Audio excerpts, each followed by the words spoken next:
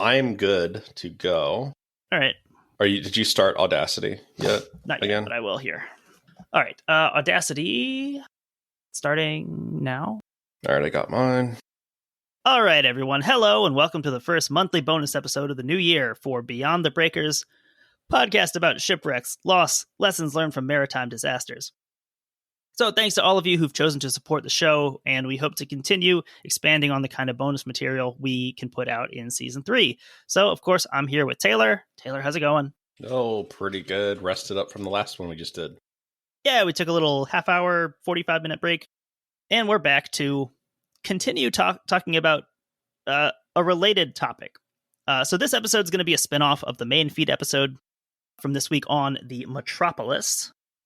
So during that episode, we discussed the Metropolis, which was at the time called the Stars and Stripes, her role as a member of the Atlantic Blockading Squadron during the American Civil War. So naturally, after all that talk that we did about the legal aspects of blockade in the Lusitania episode, we wanted to sort of take this opportunity to kind of take some of that background knowledge we built up and sort of glom it onto the U.S. Civil War. Yeah, it kind of worked out that, like unintentionally, that we have all of this blockade talk going on. And having done that reading, it really did help my understanding of some of the higher level legal ins and outs of this and some of the complaints that are raised about it. Mm-hmm. So when the Union blockade was established, the naval assets involved were divided into two contingents. This was the Atlantic Blockading Squadron under Silas Stringham and the Gulf Blockading Squadron under William Mervyn. In January 1862, this organization was broken down further, with each squadron being divided into. Now we had a North and South Atlantic Squadron and an East and West Gulf Squadron. So the Confederacy accused the Union of running an illegal paper blockade, as discussed in our Lusitania episode. So as a reminder, this term paper blockade refers to an illegal blockade that is illegal because it physically is not locking down all of these ports that it's claiming to. If the blockading power isn't able to blockade every enemy seaport, then by default, it is an illegal blockade. I just want to know, like, if you're not a real country, who do you complain to? I guess like France and Britain in this case. I don't know. You're not a real country, so how's that working out? This is kind of putting Britain in the position that the United States was in during the First World War, where you kind of are that relatively big outside power, and you kind of have to balance, like, how much do you want to enforce this versus how much do you want to keep up your commerce? Like, I suppose as long as it's not taking too much of an economic impact on Great Britain, like, they probably don't care that much. Britain has to weigh, okay, do we want to intercede on the part of the Confederacy and risk losing all of our interactions with the United States? Mm-hmm. If you look at the numbers of ships that are getting through the blockade, it's hard not to see it this way as a paper blockade, which we'll get more into some numbers later. And also, Union accounts of life on board the ships highlight the, at times, pretty threadbare resources available to enforce the blockade, and the really poor conditions facing the men on board the vessels. So one account comes from the diary of James W. Boynton, who is an idealistically motivated 36-year-old from Massachusetts, who applied for a naval commission in hopes of avoiding the physical toll of the battlefield. He was college educated and employed as an engineer. According to the article where I found this, it doesn't seem like it's for sure, but he may have gone to MIT. So interesting. Not just an engineer, but probably a pretty good one. So in the section of his journal titled View from the Engine Room, he writes, "From my experience as an engineer in civilian life, I was shocked at the condition of the engine room.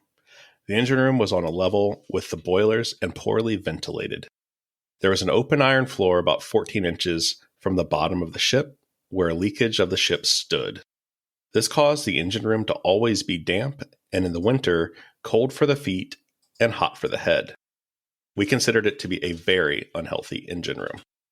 The surgeon made the remark that the engine room would kill all of us if we did not get out or at least be very careful." So later in the section that's labeled the Winter Blockade, Boynton writes about the lack of available relief in the event of shipboard problems and some pretty fascinating strokes of genius that were sometimes required to keep the blockade functioning. During one long station, our supply pump to feed the boilers and to pump into the ship had given out, causing much trouble. The mineral and sand matter stirred up by the river current cut away the main valve seal, thus causing the water to recede back through the intake instead of going into the boilers. Our supply of spare valves was soon used up. Finally, we were unable to keep our boilers supplied. The small engine, which was overused during this time, was growing worse and the situation getting critical. The Admiral sent back orders that we must hold out, for he had no other vessels to relieve us until a new cylinder could be cast and valves filled. He asked for a drawing of the cylinder, which was furnished. It was decided that they could not cast one at Port Royal. They had sent to New York for a new pump, and the Admiral had no vessels with which to release us at this time.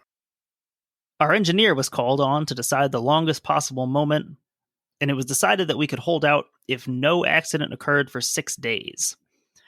On about the 17th of January at the mid-watch, which was mine, the pump gave out.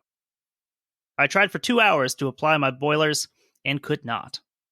The density of the water in the boilers was very low, and I knew that something had to be done. I reduced the steam and broke down the pump.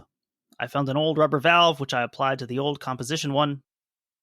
By 2 a.m. in the morning, at the end of my watch, the water density was normal, and the pump was working better than ever. Thus, the vessel was saved from possible destruction. Later, it became necessary to do this to the other ships in the squadron.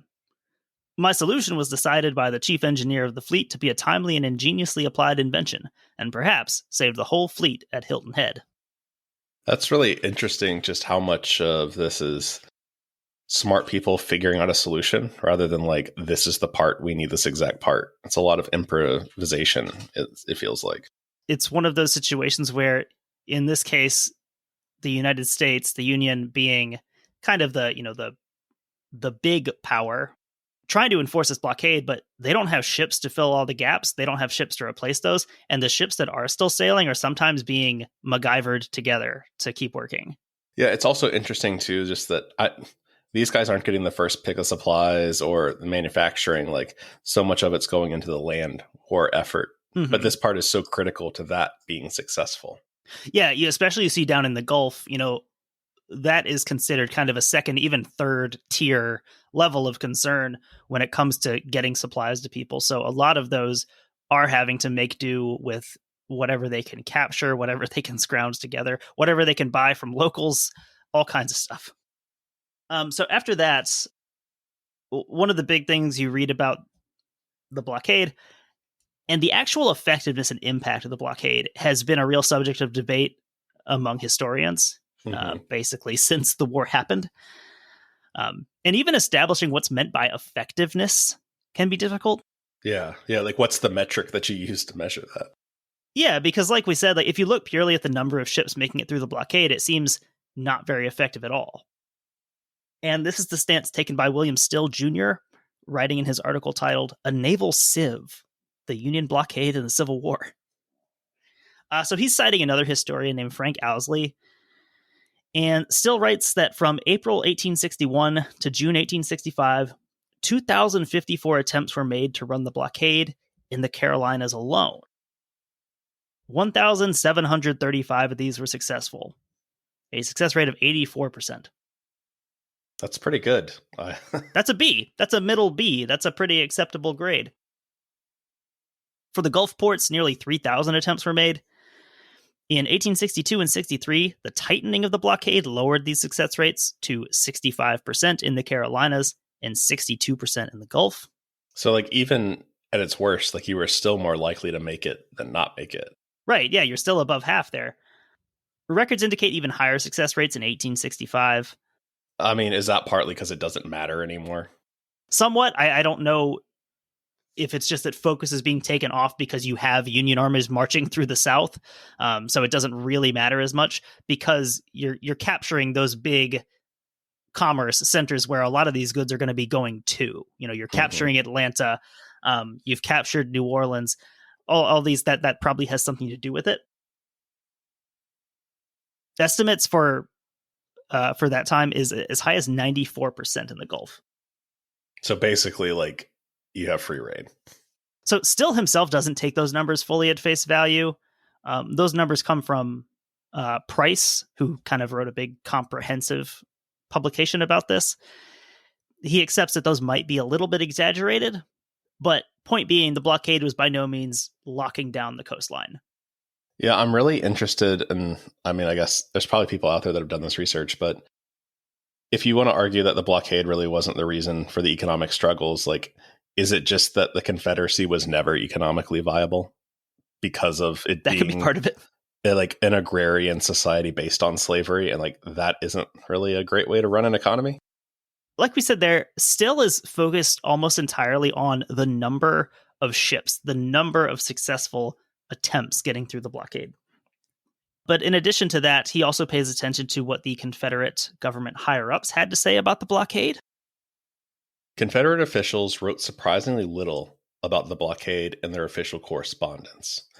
Much of what was written concerned the international implications of the blockade rather than the blockade itself or its effects. President Davis had little interest in naval affairs and generally left them in the capable hands of Secretary Mallory. His few references to the blockade indicate concern from an international point of view that it was a paper blockade, clearly illegal and should be ignored by other nations. Still's overall conclusions in his article are pretty equivocal. He doesn't feel that the Union blockade merits the credit given to it by some historians. How effective was the Union blockade? It would be an oversimplification to say that it was either effective or not effective. It was both. In general, its effectiveness increased as the war progressed. Nevertheless, no Confederate port was completely closed until it was captured by Union forces. Perhaps a more important question would be, what effect did the blockade have on the war's ultimate outcome? Was it an important factor, as various writers say, in the Confederate defeat? In this case, the answer is no. It was not a major factor in the collapse of the Confederacy. So he finishes by saying that Union naval resources could have been put to more effective use in combined military operations on the coast or inland waters, and that absorbing them with the blockade duty was a waste of their capabilities. I think it's interesting. I think in a lot of ways, some of this is probably due to like history class not having the time to teach all the intricacies and nuances of that argument. In the same way that like the Lusitania gets cited for like, why did the US get into World War I? Well, like, yeah, partly, but not really. It's really hard to write a 5-paragraph essay in like 12th or in like 11th grade history about the pros and cons of the federal naval blockade and all that stuff. It's not a very tidy issue. Yeah, and a question that raised for me, and okay, so this article was published in 1983. It's quite old. It's almost 40 years old. So obviously research has been done since then and new ideas have come forward. Mm-hmm. The question that immediately this raised for me, though, he mentions this sucking up Union naval resources. I'd like to know, like, where would they have been more effectively deployed? Because I don't know of a specific area of the war where the Union was lacking in naval power, especially compared to the Confederacy, who basically doesn't have one. I mean, even when you read about Grant and stuff and what he was doing, I feel like there's a lot of stories of combined arms where you've got naval gunboat support. Yeah, the way that boats are used in the capture of Vicksburg and, you know, like you said, all of Grant's campaigns, I don't know where they would have been lacking that this could have been better deployed. So yeah, that was a question also. And then, you know, still focuses entirely on the number of attempts made to run the blockade, and he pays basically no attention to the nature of the goods that are getting through to the Confederacy. So regardless of what we're saying about the success rates, food shortages and public unrest are a pretty good indicator of at least some level of effectiveness in cutting off supplies and lowering morale. Interesting conundrum in a way in the Confederate economy is you have to grow cotton because that's how you make money. But if you're growing cotton, you can't feed an army or your population. So how do you balance that? Exactly. It's a great question. So Robert Eklund and Mark Thornton examine this from an economic perspective in The Union Blockade and Demoralization of the South, Relative Prices in the Confederacy. So they open by writing, a persistent complaint in the South during the American Civil War was that while shortages and high prices abounded, Certain luxury goods could continue to be supplied. Wealthy ladies of the South were provided with dresses and bonnets, while soldiers went without food, clothing, or ammunition. Historians have identified this alleged short-sightedness of the entrepreneur as a factor in the demoralization and defeat of the South. So with the Still article, we said that there was little attention paid to the type of goods being run through the blockade, but that's almost entirely the focus of this study. So according to the writers, we contend that the blockade created incentives to supply luxuries rather than goods that contributed to the war effort. The blockade can therefore be viewed as a direct causal factor in the demoralization of the South, a result we label the Rhett Butler effect. So if you've read or watched Gone with the Wind, you'd recognize Rhett Butler. That's the character that Clark Gable plays in the movie, in the famous I've movie never version. seen it. I've not seen Gone with the Wind. I've never seen it. I've never read it either. But that's the character he plays. And his character is a blockade runner and smuggler. Mm-hmm. So the authors examine the blockade using a value to bulk ratio. So now we're getting more scientific here. Yes. So using this thinking, luxury goods would have a high value to bulk ratio, smaller in bulk but higher in price.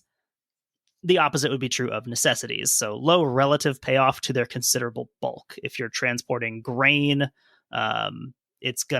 you're not making as much money on the amount of stuff you have compared to luxury goods, clothing, even stuff like coffee is going to give you a higher payoff.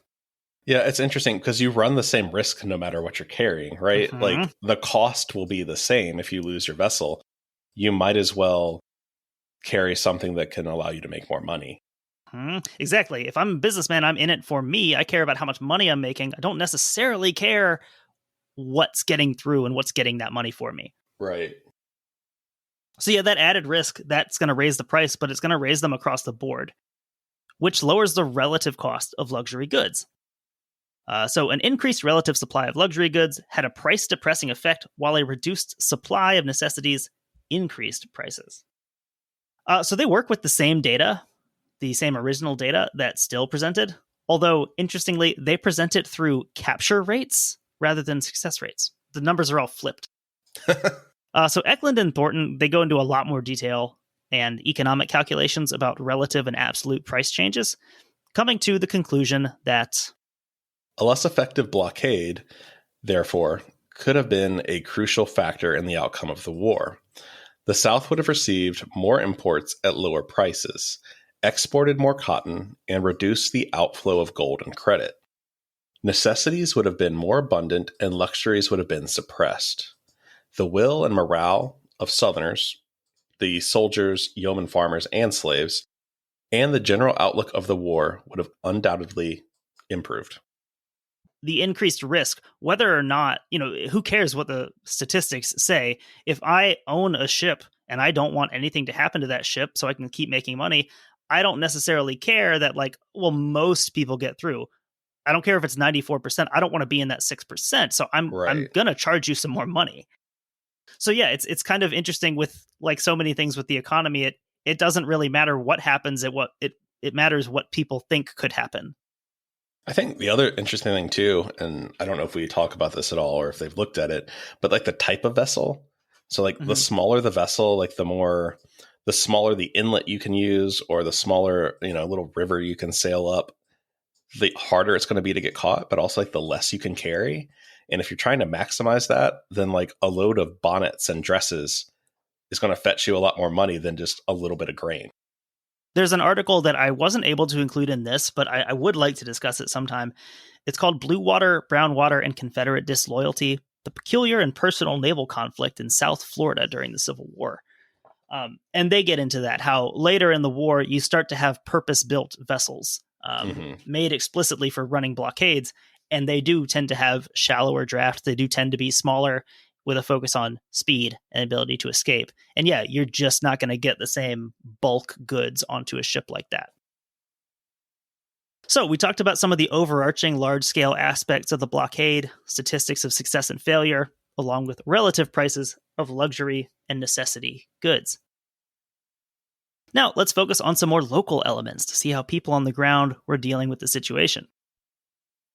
So like with any blockade, sanctions, other economic warfare, obviously the higher-ups aren't the ones feeling that bite. Jefferson Davis is not going to starve to death here. Alexander Stephens can probably get whatever he wants, to an extent. In this article, Rebellion and Retail, a tale of two merchants in Confederate Atlanta, and that's by Frank Byrne. Byrne focuses on two Atlanta businessmen operating at different scales, but in similar circumstances. So one of them is Samuel P. Richards. He was a decently successful entrepreneur in the stationery and book selling business with his brother Jabez. Their store was called Book, Music, and Fancy Store. And fancy. They also sold musical instruments, is why the music is in there. Okay. Why is the fancy in there? Is it just saying it's like a fancy store, or are we using that differently? No, because they're referring to what's called fancy goods. I don't quite know what they're referring to, but I think it's just kind of small stuff you wouldn't buy in bulk. One of the things they talk about later is pens, so I don't know if that's kind of included with the office-y stationery type stuff. But yeah, that type of stuff. So we're not talking about like a, dry goods bulk type store here. The other focus of the article is Sidney Root. He was an owner of Beach and Root, which is an enormously profitable dry goods and cotton firm. Root moved among the Atlanta elite, and in the years before the war, quote, "It was not uncommon for Beach and Root's store to receive 22 carloads of merchandise in a single day." And I actually don't know from the context of the quote, but I assume that means train carloads. I would assume. I mean, Atlanta was like a massive rail hub, so it would make sense. So yeah, thinking of a store, in the late 1850s, early 1860s that's moving this much merchandise is pretty impressive, and it shows you the scale of the kind of person we're dealing with here. Right. So a recurring theme in that article is the conflicting values in play at the time in a place like Atlanta, somewhere that is pretty big, it's growing. You obviously have the traditional Southern planter class, what we might think of as the Old South, running up against this fast-growing, business-minded, entrepreneurial New South, we could call it. So quoting here, while Richards wrote about honor and fair play, his cutthroat and speculative business practices fit in perfectly with the commercial business ideology of the North. His appearance and activities led one friend of the family to describe him as the absolute antithesis of the old Southern type. So some of this may have to do with the fact that Richards actually wasn't from an entrenched Southern family. He'd been born in England in 1824. His family moved to New York, and then he and his brother Jabez moved to Macon, Georgia in 1848. The store they opened there was so successful, they had to open that second branch in Atlanta. So Sidney Root, the other focus here, he attributed his fortune to the following strict regimen that required him to retire early and rise early, to make friends only with people of principle, to read only good books from which I can learn something, and especially the Bible. I think Sidney Root would have fit in well on like LinkedIn. He's got that grind set going on. Yeah, really, I think the reference to the Bible is probably the only thing that stands out as being like, okay, maybe that wouldn't fit in most of these things. Aside from that, it's like, yeah, I've seen posts about this on Motivation Instagram. Like, read only good books, and it's just like a couple Jordan Petersons or something like that, probably. Like, yeah, like the Laws of Power or whatever, all those type of things. Yeah, like I'm glad I actually can't name a title of a Jordan Peterson book. So Byrne points out that although the two men had overlapping professional interests, they found themselves differing in opinion about the possibility of secession. Richards did not hide his contempt for outspoken secessionists, who he described in his diary as professional men and young squirts who have but little or nothing to lose in any event, or politicians who aspire to office in a Southern Confederacy. So Richards is looking at the situation, and all he sees at first is risk. So I'm a businessman. War, civil war, it's going to be a bad thing for me. It is interesting, seeing people who, their business needs don't align with maybe what the general sentiment is in the area that they're operating. Sidney Root was something of an outlier among businessmen in that he fully supported secession from the outset. He was a member of the Minutemen of Fulton County from November 1860. This was a group of Atlanta elite whose goal was, quote, to bind themselves to stand by the state rights of the South, their honor, their homes, and their firesides against a black Republican government. This man would have got catfished after he stormed the Capitol on January 6th by someone in Bumble. Probably. He was also a member of a, quote, committee of safety. Those are always good. That's good. I love a good committee of safety. When those start popping up. Starting around the same time, whose stated goal was to rid Atlanta of characters hostile and dangerous to the rights and interest of the city or state. So Root explained his support for secession as a result of, quote, 10 years experience of constant intimidation and aggression from the North. Like, this could have been written in 2020. Yes. It could have been. Byrne highlights the fact that despite the hardships imposed by the war and the blockade on the average Southerner, it was great if you were a businessman, because this eliminated all of your competition from the North and from Europe. Yeah, I suppose it's one of those things like, oh, you want a new dress and bonnet? You got what I got, or you got nothing. Particularly in Atlanta, very centrally located in the South, it was the ideal place if you were a Confederate business person. Obviously, a transportation hub, and it also attracted a massive population influx during the war. So less than 10,000 people lived in Atlanta in 1860, and this was up to just under 22,000 in 1864. That's crazy that it was considered such a big city with only 22,000 people. Obviously, Atlanta becomes a lot less lucrative in September 1864 when a new businessman enters the scene by the name of William Tecumseh Sherman. It's a fire sale. Yeah. But of course, even, during wartime Atlanta, all was not great. There was a lot of public discontent that we've referred to, growing prices, food shortages, all these things that are so good for business people, that has a real effect on people. Mm-hmm. As we see right now, literally right now, when people are struggling to buy food, people are struggling to gas up their car, and we continue to see executives record profits. Yeah, it's hard to feel bad about having to steal when you're hungry. It's weird how people suddenly don't have as many qualms about doing that. So crime and theft increased, often trumping any overarching loyalty to the Confederacy or the war effort. 1863 even saw a bread riot in which merchants and groceries were ransacked. Yeah, like, it's hard to care about what's going on in Virginia on the battlefield when you live in Alabama and your kids are starving. Mm-hmm.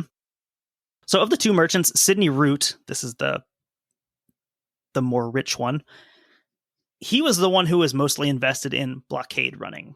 Obviously, you need quite a bit of resources to crew and have a ship ready to go for this. So Root saw this as a way not just to make money, but to do what he felt was contributing to the cause. Mm-hmm. He had actually requested a commission in the army from Jefferson Davis, but he was turned down.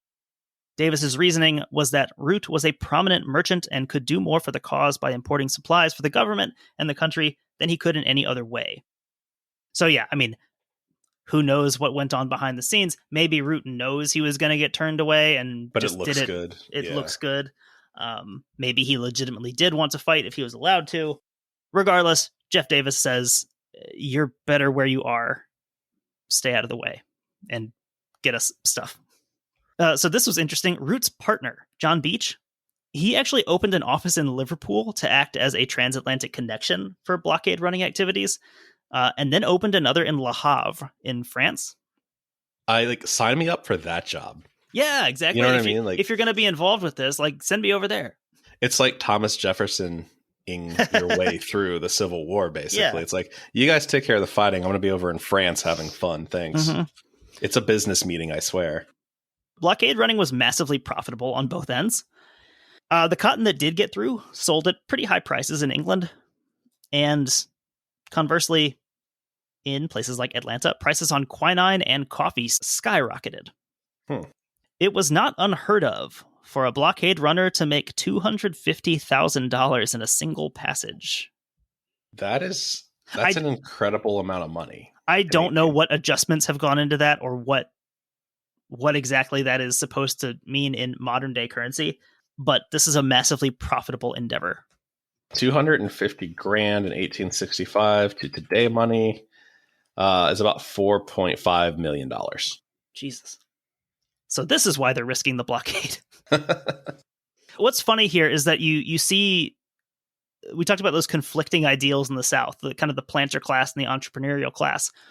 And you see obviously this vile institution of slavery, but one of the things that's chipping away at it is another evil institution, capitalism. And they're fighting each other. And so as these blockade runners become more, they get more money, they become more successful, that obviously attracts investment. Money attracts money.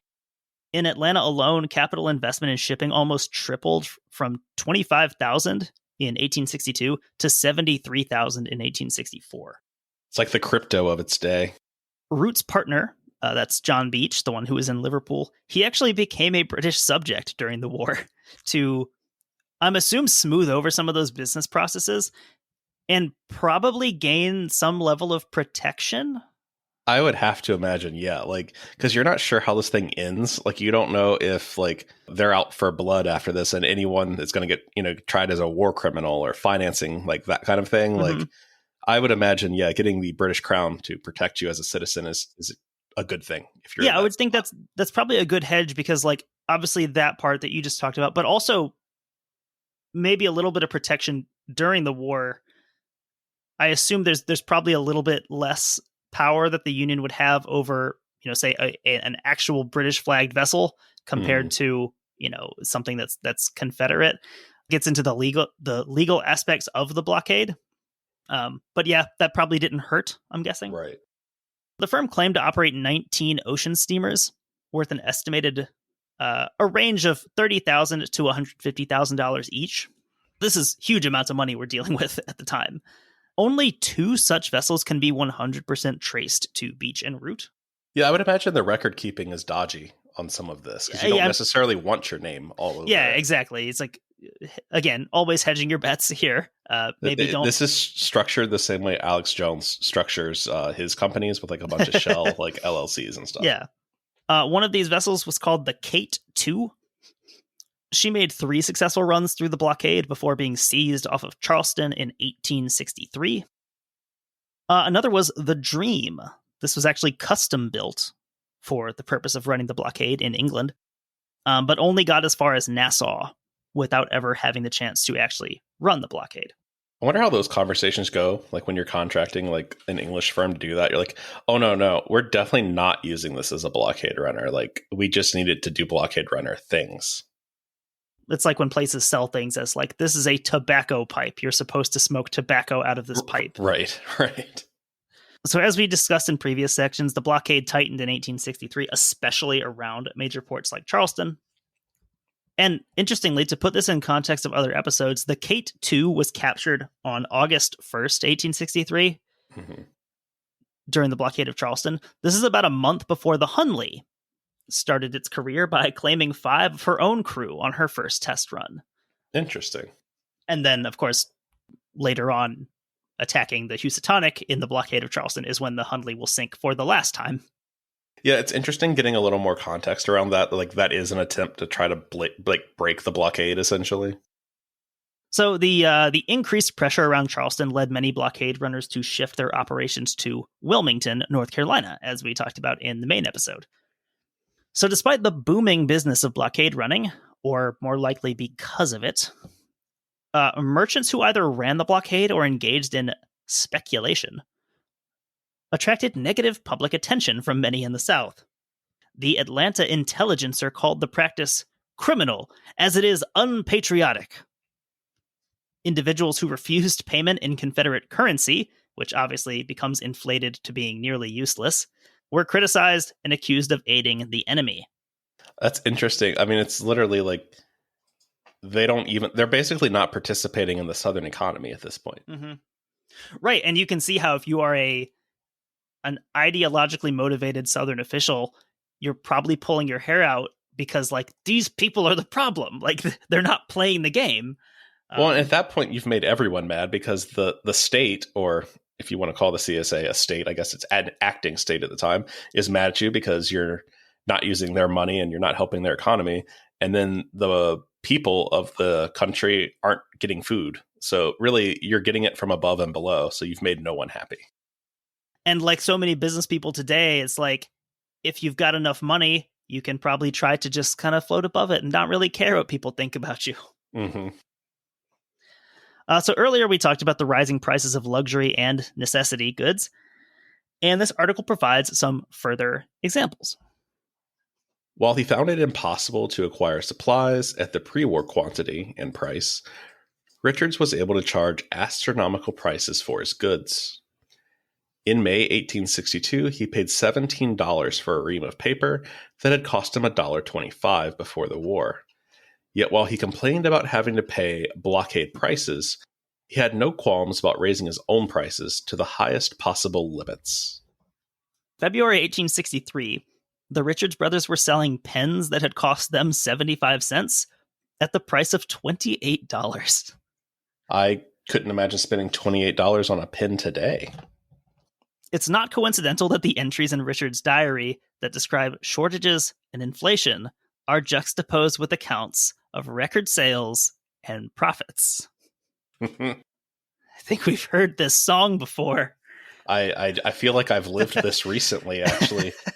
Yeah, it never changes. So in March 1863, Richards complained that, quote, money comes in so fast that we hardly know how to dispose of it to advantage. So you could imagine the average Southerner feeling some resentment at this. One would think. Like, I don't even know what to spend my money on, as this person is, boiling grass to feed their children. And then this ties into the discussion of morale. So rather than purely on paper statistics as a measure of the blockade's effectiveness, how do you statistically measure unhappiness or resentment from that's being generated by these actions? So at the beginning of this article, Byrne points out that the entrepreneur class existed parallel to, but pretty significantly separated from, the planter slave-owning class. Prior to the Civil War, Richards and his brother did not own slaves and generally regretted the institution's detrimental influence upon the South.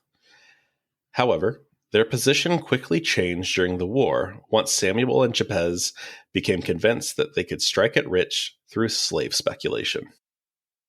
So I had shared this quote on Twitter the other night, and I think it's such a great encapsulation of the quote, good Southerner who, wasn't pro-slavery, wasn't involved in the slave trade, didn't own slaves, yet is profiting massively from the system's existence. And just existing within that is inherently an advantage from this system. Whether you are personally buying people or not, you're benefiting from it. And this situation really highlights the dehumanization required to engage in human slavery, as they discuss these investments just as they would a piece of land or a steamship or a shipment of tobacco. It's absolutely not treated any differently in the books and how they're thinking of these things as investments. It's really interesting how quickly class comes in line with each other in a situation like this, that even though the planters and the business people are kind of a separate but on the same level of society, quickly their needs and wants become aligned in a situation like this.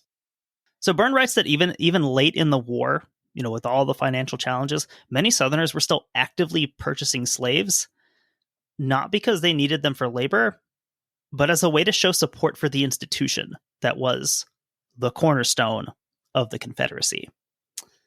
God, this feels really recent too. Obviously not slaves, but stupid stuff like that. Yeah, doing something, spending money on something you don't need to be performatively patriotic, or what you think is being patriotic. Like all the gas stoves that are about to get purchased. Right, exactly. Great example. Yeah, that's not a new thing. Richards expressed a desire for Confederate victory so that When we come to a successful end to this war, Negroes will command high prices as there will be so much demand for labor to raise cotton, and a great many will have been taken away by the Yankees. This is an outlook that seems tailor-made to anger the maximum amount of people you possibly could in this situation. It really does, doesn't it? Because, yes, you're involved with the slave trade, but it's just so you can speculate and make money. You're not playing by the rules of like the plantation class or the planter class. But on the other hand, you're still supporting this institution. So even to, I don't know, an ideologically driven abolitionist, you're still a vile, horrendous person. This is just the worst of the worst, you could say. Yeah, like you're literally being like, I don't believe in slavery, but like I don't mind making money off of it. Yeah, it clearly doesn't bother me too much. So while Sidney Root had actively sought a position in the Confederate Army, but been held out due to his connections with Jefferson Davis, the Richards brothers used several clever ploys to keep the war at arm's length. So when the original Confederate draft legislation passed in April 1862, both brothers joined the local militia. Great, right? Patriotic. You're trying to fight for your country. But a very good reason to join your local militia. It meant you couldn't get drafted. I think I've heard this trick before by joining the Texas Air National Guard and not going to Vietnam. And so here, obviously, if you join a local militia in Atlanta in April 1862, you're basically at no risk of ever having to do anything. Yeah, I mean, especially like at this point, Sherman doing what he did isn't like even a thought someone could have manifested. So as pressure increased on males 18 to 40 to join the ranks, you've got the governor of Georgia putting out a call saying, hey, if you're able-bodied and you're 18 to 40, there's no reason you shouldn't be signing up. So as that's happening, the brothers both found part-time jobs at a newspaper. Why this is important is that newspaper publishers were exempt from being drafted. So it's convenient that they did it at that time. That is very convenient. Byrne also points out the irony that the paper that they were working for was called The Soldier's Friend. Oh, they're doing their service through the newspaper. So obviously, as the war's going on, the Confederacy is pretty starved for manpower. That exemption was eventually overruled. So that no longer kept you from getting drafted. They resorted to paying substitutes to fill their places, although even that avenue was eventually closed in 1863 when the Confederate government revoked the law allowing it. Neither brother was ever actually conscripted. So they took all these precautions to make sure it didn't happen. At the end, it never actually did. Byrne sums up their outlook by saying, Samuel and Jabez advocated the conflict if it did not harm their business, and if they did not have to carry a rifle. So again, a type of person that we are familiar with in society. Someone advocating for this, saying it's a great idea, but I mean, I don't want to do it, of course. Yeah, it's someone great, should. Someone should do it. Yeah. It's literally the Phil Oakes song Draft Dodger Rag. Yeah, it is. So both Richards and Root would continue to do okay after the war, although Root never really got over the defeat of the South, and he became pretty mired in lost cause politics. So he's like the worst of the worst. You can kind of see that as kind of making sense in that he's more invested in the old South, whereas the Richards brothers were very much just what we would see as modern entrepreneurs. And it essentially didn't matter what that economy looked like. They were operating in it continuously before the war, through the war, after the war. See, actually, there's an interesting anecdote about that. I didn't put it in the notes, but after the war, at one point, Samuel Richards cut his brother out of the business just by putting an announcement in the paper that it was now just him, which is like, that's like hearing that. It's like being a football player and finding out you're released via Twitter. It really is. Yeah. So again, a lot of things about Samuel Richards show that he was very much a cutthroat businessman, to the extent that even his own family that he had been engaged in business with for decades was not safe. So another article that I found here, looking at another locale and how it dealt with the blockade and the issues of contraband. So this article is called Tradyville, the Contraband Trade and the Problem of Loyalty in Civil War Mississippi. The discussion of the merchants Root and Richards in Atlanta touched on the concept of loyalty in relation to the Union blockade. So businessmen and average citizens who engaged in practices expressing a lack of trust in the government were deemed by some to be unpatriotic. If you don't believe in this money, then you don't believe in the nation. If you don't believe that we can take care of you, then you are not a true son of the South. If you don't believe in the Patriot Act, you're not a good American. It's right there in the name, the Patriot Act. That's why we called it that. So the complicated nature of loyalty, or to be more precise to their ideas, loyalties, is the subject of this article by Jarrett Ruminski. So the title, Tradyville, is a reference to Natchez, Mississippi, which became notorious as the center of the contraband trade. So the city had surrendered to Union forces under David Farragut not long after the fall of New Orleans in May 1862. So Natchez, Mississippi is on the Mississippi. I looked at a map. I want to say it's like 50 miles south of Vicksburg. So it's occupying a space between New Orleans and Vicksburg. And it was a big important trading stop on the Mississippi. The Confederate government officially prohibited citizens, many of whom were women, from trading all privately held goods at federal occupied territories. Nonetheless, Mississippians continually swapped cotton and federal greenback notes at Union lines in exchange for an abundance of goods normally sold in the regular marketplace but made scarce by the Union blockade and general wartime privation. Trade helped the Confederacy by supplying Southern troops and bolstering local economies, but it also undermined the war effort by depreciating Confederate currency, funneling valuable cotton to the Union, and compromising many Confederate nationalist ideals of self-sufficiency. That idea of self-sufficiency is interesting because it comes up so much when you're reading from the Confederate perspective on this, and it almost gets into the sense of like Juche in North Korea, this idea that we must be a self-sustaining country. We don't need anyone else. We have everything we need. Why would we need to interact with other people?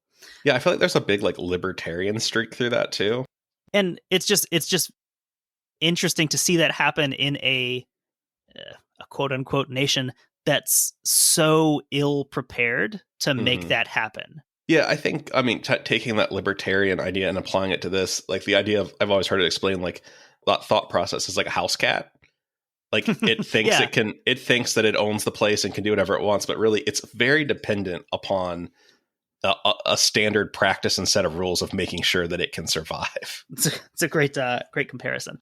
And also you see this in retrospect, we of course see this as a civil war, but at the time, a lot of people in the South were seeing this as more like another American Revolution, trying to like finally establish this country that people like Jefferson were looking for. You know, this independence, agrarian, yeoman farmer country, heavily dependent on slaves. So it's interesting to read that, you know, getting into these conflicting layered macro and micro loyalties held by those in the South. So after the fall of Vicksburg, even those not wanting to trade in Union-held territory didn't really have much of a choice. Because Memphis has fallen, Vicksburg has fallen, Natchez, New Orleans, all these big places you would be trading are in Union hands. So if you are going to trade with someone, you're going to trade with the Union. Mm-hmm. So at both the national and local level, the Confederacy boasted a confusing mix of official policies toward trading with the enemy. First, the enforcement of trade restrictions was the responsibility of each local military commander. And of course, at the beginning, this tended to be more strict when everyone's morale is still up and everyone has all this stuff. It's a little bit easier to sacrifice, like when you have eaten recently and you can have a cup of coffee. Authority was later transferred to state officials, and these policies were very often relaxed. Despite its usefulness, a lot of Confederates on the ground didn't view the trade highly. You see a lot of this negative opinion coming from military personnel, which I think is interesting because there's some level of priority placed on supplying the military, trying to keep them fed. So, of course, they're not going to be seeing the same deprivation that maybe an average citizen is experiencing. Right. One resident of Holly Springs, Mississippi, complained that Sherman could not desire a more potent agency in our midst for the benefit of the federal cause than this rapidly increasing seduction of this entire range of country from the loyalty due to our government. The Memphis trade is seducing the citizens of this country to a disgraceful complicity with those who avow our ruin. So this ties back into that true impact of the blockade and the war as a whole. Even just the fact that this contraband trade exists and is more dependable and convenient undermines the viability of the Confederacy for a lot of people. Even if not at a political level, definitely at a practical one. So there you have this conflict of loyalties. People have to choose between their political convictions and, like we said, staving off, your children starving to death. Mm-hmm. If I have to choose between, upholding my loyalty to this, to my nation, or keeping my kids alive, probably choose the latter. So as pointed out in the Eklund and Thornton article, the type of goods making it through the blockade also came under scrutiny. One editorial wondered, how many come home without the much courted goods? Let the rustling of fresh silk, the snowy handkerchiefs, the love of a bonnet, the tap of prunella boot heels on our pavements answer. While the Confederate military was often responsible for stopping contraband across the lines, it was also sanctioned pretty often as well. In the words of one Confederate cavalry captain, Thomas Henderson, the proceeds of the cotton will surely do us more good than the cotton will do them. Fair enough. You almost see this weird mix of defeatist pragmatism in that you have people saying, well, let's get what we can get, because basically, they have a ton of stuff. It doesn't matter if they get more. Let's get what we can get for ourselves. Yeah, I would think too, I think this is an interesting dynamic, because if you're not a true believer in slavery, if you don't directly benefit from slavery, you probably give up those convictions a lot quicker when things get hard, rather than if you were fighting a struggle for true independence or something like that, or a true defensive war against an invading country or something. Yeah.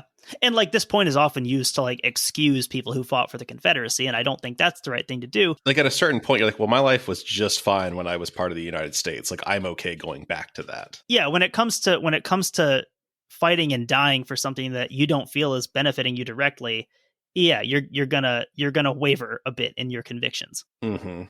I think reading some of this is also interesting. You see in some of the depths of the blockade and the shortages, Confederate money is worthless. It's more useful as kindling than it is as currency. And so you start to see, people using cotton as currency. Literally becoming the thing that people buy and sell things with, especially when trading with the Union. And I think the realities here are kind of different than what you learn when you're younger. I remember learning about, you talk about the little kind of mini truces that come up during the Civil War, people crossing the lines, people trading, and you got this image of Johnny Reb trading his tobacco with Billy Yank for coffee. And everyone's happy because, they can't get the other one. And there's times in the South, we associate it with tobacco, but, especially here in Mississippi, there was tobacco shortages. They couldn't get it because that's not where it was coming from. Right. If you can't transport that stuff from where the tobacco's grown in the East, you're going to be in a situation where the Union has more access to tobacco than the Confederacy. So yeah, we'll end it there. There's a couple things I cut out here because there was a ton of interesting stuff to read. Since Blockade is so tightly tied with some of the stories we talk about, we'll probably be back to talk about it again. But yeah, I guess we'll end things there, and we'll be back talking to you next week on the main feed.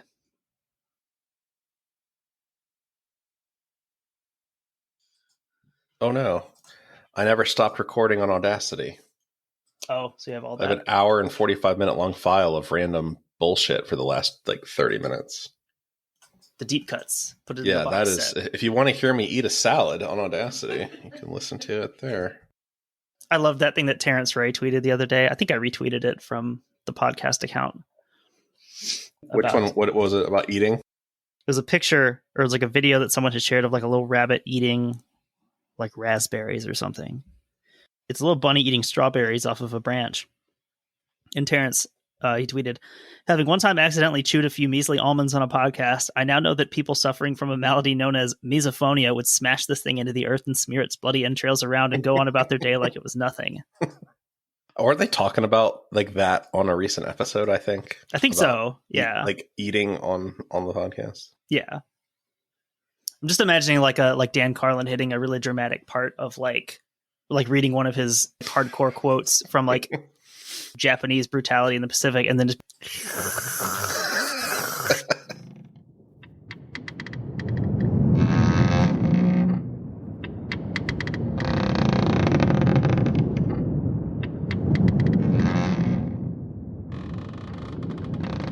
yeah, it's same with drinking. Like there was days where if I knew, say, that I was out at home and driving home, I'd almost feel like relieved. Mm-hmm. Like, oh God, I don't have to go home and drink tonight. And like that sort of mindset, like really highlighted that like this hasn't been fun in a long, long time. Mm-hmm. I haven't even done it with other people in a long, long time. Exactly. And like, why am I spending so much money to make myself feel bad around the clock? Like, yeah, I feel like physically ill sometimes thinking back, like, you know, when I would get up at like 4:30 just because I knew that it was going to take me extra long to get anything done. Mm-hmm. And it's like when you start your day with a pull of vodka at 4:30 in the morning, you just can't maximize your effectiveness or enjoyment of anything, really. Mm-hmm. And that just keeps you down the entire day. Even if you're not drinking like insane amounts, and I think that was never the issue for me. It wasn't that I was like blacking out every night. It was just that like constantly having a little bit in your system keeps mm-hmm. you really, really depressed in like every sense of the word, like just unable to do the things that you should be able to do. I'm really like shocked at how little I notice the absence of it now that it's not just a reflexive part of my day. Mm-hmm. It's not something I think about, and I could probably count on one hand the times I've been seriously tempted to buy it, like since I've stopped doing it. Is it tempting at all to see other people drink, or not really? I was kind of curious about that, but like not really. And I think maybe being so far into it helps also. If it was just like a month or two, it'd probably be harder. But like we went to that wedding in Michigan and everyone was drinking. Even the champagne toast, I just poured some water in my champagne glass and did it. Mm-hmm. The holidays, you know, we went to down to Cedarburg and to see Katie's family. And yeah, it's like, it's been very easy to avoid that, even in those social settings where it's not like, I wouldn't say like pressured, but it's like an acceptable, normal thing to be doing. Mm-hmm. I was sort of proud of that the first time that I was able to do that. But yeah, now it's just like, that's kind of the default. And I would expect myself not to do that because And again, it's not even like a battle. It's not like I'm resisting anything. Right. It's just, yeah, at this point, it's just not the same way you wouldn't smoke a cigarette, essentially, right? Yeah. Yeah, exactly. Have you messed with any of like the 0.0 beers and stuff, or is that just not even? No, like... I don't. I mean, I never liked drinking beer. I never liked the experience of drinking beer. So I definitely wouldn't want to do it if it wasn't even getting me drunk. Yeah, I know like our friend, he's been sober now for like 2 or 3 years, and he does that a lot. As just like a space, like if he's watching a ball game or something, because I think a lot of it is just the fact of having something. Yeah. That kind of placebo effect. Well, that's what I do with Kratom. I mean, I use Kratom in a lot of the same situations where like now I'll do it during the podcast, but like it's something that you can do and it heightens your focus. It makes you more likely to get stuff done, and it doesn't really have any negative effects. If you drink too much of it, it'll make you dizzy. But I mean, that's very easy to not do. You have to drink like a lot of it really fast. Essentially like strong coffee, right? Kind of. I mean, it doesn't have the same like physical effects that coffee has. Like, I don't know that it does anything to like wake you up, but it definitely keeps me focused and I'm able to sit and do things for longer, like reading or making notes. But there's no real like high off of it, right? Yeah, I mean, you can get a little bit of like a buzz. You can kind of get a little bit of heaviness, mm-hmm. but it's not like it's not anything like being drunk. This has been the Drug Talk podcast. Probably keep this in. I might put it like at the end of the episode or something.